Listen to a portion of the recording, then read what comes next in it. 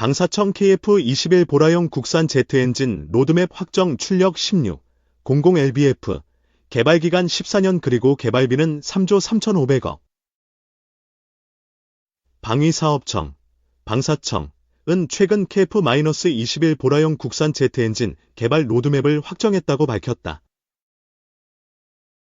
이번 로드맵에 따르면 국산 제트엔진은 출력만 6,000lbf를 목표로 하며 개발 기간은 약 14년이 소요될 전망이다. 이는 한국이 독자적으로 개발한 제트엔진을 KF-21 보라 전투기와 같은 첨단 항공기에 장착하기 위한 중요한 단계로 국방기술 자립을 향한 큰 진전을 의미한다. 제트엔진은 전투기의 핵심 성능 요소로 이를 국산화하는 것은 한국의 항공기 제작 역량을 한 단계 더 발전시키는 데 중요한 역할을 한다. 특히 이번 개발에는 3조 3,500억 원의 예산이 투입될 예정으로 이는 국방산업의 미래를 위한 중요한 투자로 평가된다. 방사청은 KF-21에 장착될 제트엔진을 개발하기 위해 이미 기초 설계 단계에서부터 철저한 준비를 해왔으며 세계 최고 수준의 기술력을 확보하기 위한 전략을 세운 것으로 알려졌다.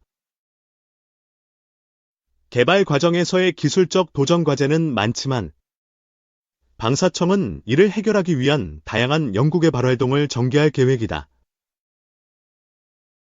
또한 이번 프로젝트는 한국 항공산업의 발전뿐만 아니라 제트엔진 분야에서의 독자적인 기술력을 확보하고 장기적으로는 해외 수출 시장에서도 경쟁력을 갖추는 데 중요한 전환점이 될 것으로 기대된다.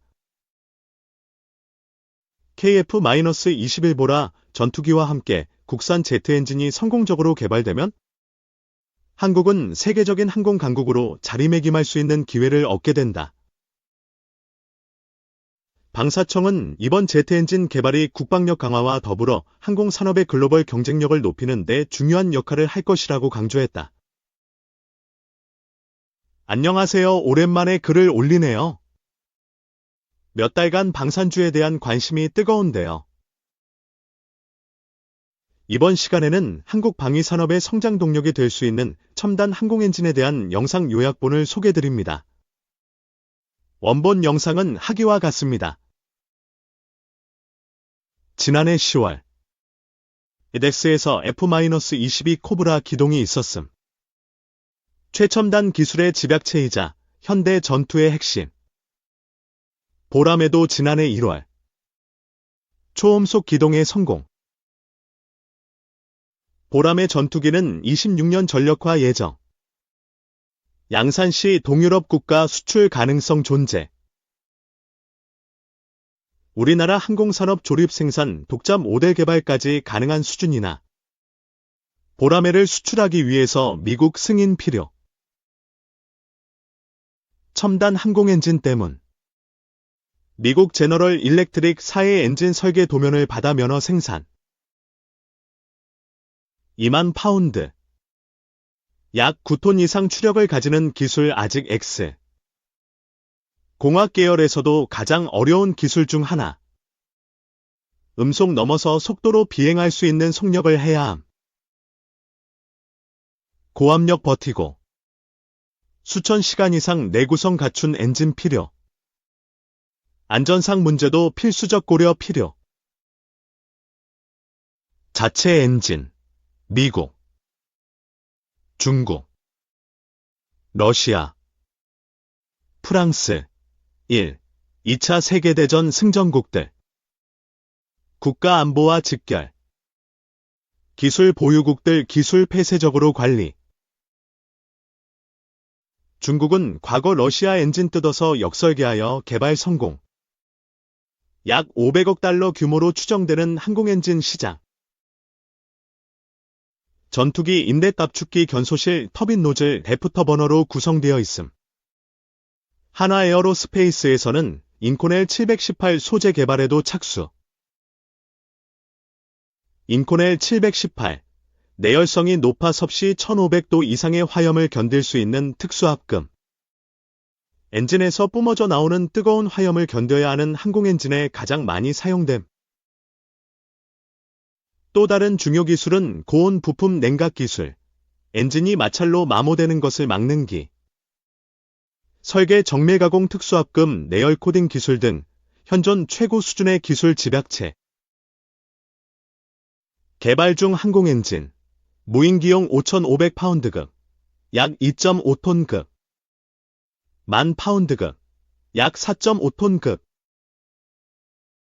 37년에는 국내에서 15,000파운드급, 약 6.8톤급, 첨단 엔진 개발될 예정이고, 이는 전투기에 들어가는 엔진임. 이를 확보하면 그 다음 단계인 6세대 전투기에 들어가는 엔진도 독자 개발할 수 있는 길이 열릴 것임. 첨단 항공 엔진이 제작되는 37년까지 약 5조 원 규모의 예산이 필요. 추력이 높아질수록 난이도 급상승에 낙관적이진 X. 유무인 복합체계. AI 기술이 접목된 6세대 전투기를 공개하고 있는 타국과 비교하면 갈 길이 멀다 할 수 있음. 우리가 첨단 엔진을 직접 만들어야 하는 이유. 방산 수출 확대. 해외로부터 법적 제재 없이 자유로운 수출 가능. 경제적 효과는 덤. 항공엔진 개발의 1%만 달성해도 0년간 최소 9조 4천억 원. 민항기용 엔진 확장 가능성 존재. 여러 산업 분야 낙수 효과 기대. 국방의 독립성 강화. 우리 전투기 성능 개량이나 부품 수급 시 타국 영향받지 않을 수 있음. 외부 엔진 수입의 경우 정치적 경제적 압박 존재. 우리나라는 현재 보람의 전투기의 엔진 부품 국산화 정도는 40%까지 올라와 있고 적어도 제작과 조립 수준은 선진국과 맞먹음. 첨단 항공엔진 국산화 시도를 통해 세계 7번째 항공엔진 기술 보유국이 되면 많은 혜자가 있을 것으로 기대. 이 에스토니아 국방부 장관. K9 추가 도입 및 한국 방산협력 강화 논의. 한노 페브쿠르 에스토니아 국방부 장관이 설 연휴 기간 방한하여 K9 자주포 추가 도입과 다른 포 무기체계 도입 가능성을 논의하며 한국 방산기업과 협력 확대 의지를 밝혔다. 에스토니아는 2018년 한화에어로스페이스와 첫 K9 도입 계약을 체결한 이래 총 36문의 K9을 도입하기로 했다. 현재까지 24문이 배치되었으며 2024년까지 12문이 추가 양도될 예정이다. 페브쿠르 장관은 K9을 품질, 가격, 조달 시간 측면에서 매우 우수하다고 평가하며 폴란드와 핀란드 등 주변국과의 상호 운용성과 유지보수 측면에서도 큰 이점이 있다고 강조했다. 나토 회원국인 에스토니아는 러시아와 국경을 접하고 있어 우크라이나 침공 이후 군사적 위협을 인식하며 국방력 증강에 속도를 내고 있다. 최근 3년간 국방력이 약 4배 증가했으며 매년 신규 자금을 투자하고 있다. 페브쿠르 장관은 우리는 K9 외 다른 무기체계도 알아보고 있으며 특히 종심화력, 디프파이어 분야에 초점을 두고 있다고 밝혔다. 그는 구체적으로 K-239 천무와 같은 다연장 로켓 시스템 도입 가능성을 시사하며 다양한 옵션을 평가 중이라고 언급했다. 페브쿠르 장관은 방한 기간 동안 서울 용산 국방부에서 김선호 국방부 장관 직무대행과 회담을 가졌으며 한화에어로스페이스, 릭넥손 등 한국 방산기업 관계자들과도 만남을 가졌다. 그는 한국과의 협력에 대해 한국은 정치적 혼란에도 불구하고 민주주의 국가로서 시스템의 안정성을 유지하고 있다며 한국이 유럽과 나토의 강력한 협력국으로 남을 것이라고 확신했다. 페브쿠르 장관은 북한군의 러시아 파병에 대해 러시아의 침략 전쟁을 완전히 새로운 차원으로 끌어올리는 일이라며 깊은 우려를 표명했다. 그는 러시아, 북한, 이란, 중국 등 국가들이 독재를 강화하며 이웃 국가들의 악영향을 미치고 있다고 지적하며 자유와 민주주의 수호를 위해 국제사회의 협력이 필요하다고 강조했다. 3. 의미한 핵무장 부정적 기류, 동맹 훼손 표적 될 수도.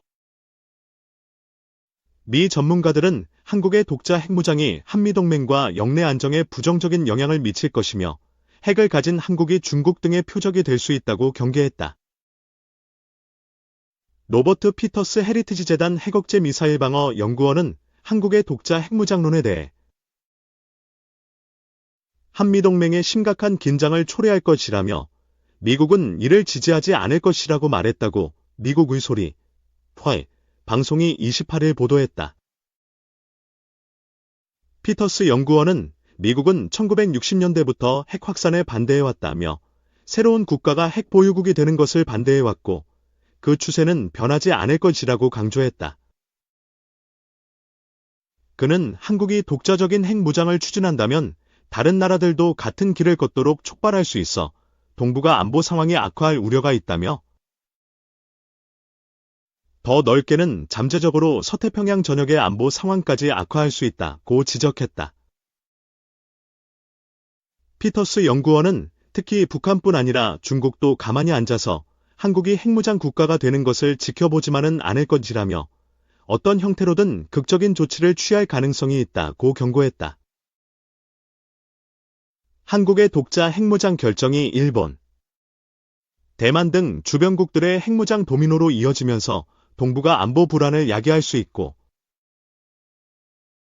중국과 러시아 등 주변 강대국으로부터 더 큰 표적이 될 가능성이 있다는 것이다.